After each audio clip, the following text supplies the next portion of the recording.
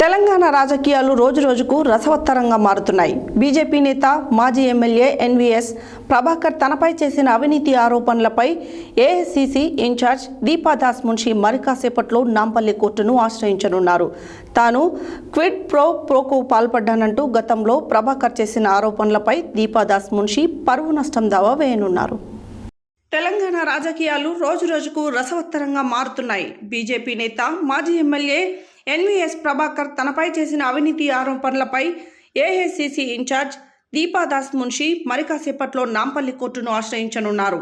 తాను క్విడ్ ప్రోకు పాల్పడ్డానంటూ గతంలో ప్రభాకర్ చేసిన ఆరోపణలపై దీపాదాస్ మున్షి పరువు నష్టం దావా వేయనున్నారు. ఎన్నికల సందర్భంగా తెలంగాణ కాంగ్రెస్లో టికెట్ల కోసం పలువురు నేతలు ఆమెకు బెంజ్ కార్లు గిఫ్ట్గా ఇచ్చారంటూ ప్రభాకర్ చేసిన ఆరోపణలు సంచలనంగా మారాయి. దీనిపై దీపాదాస్ మున్షి తీవ్ర ఆగ్రహం వ్యక్తం చేశారు.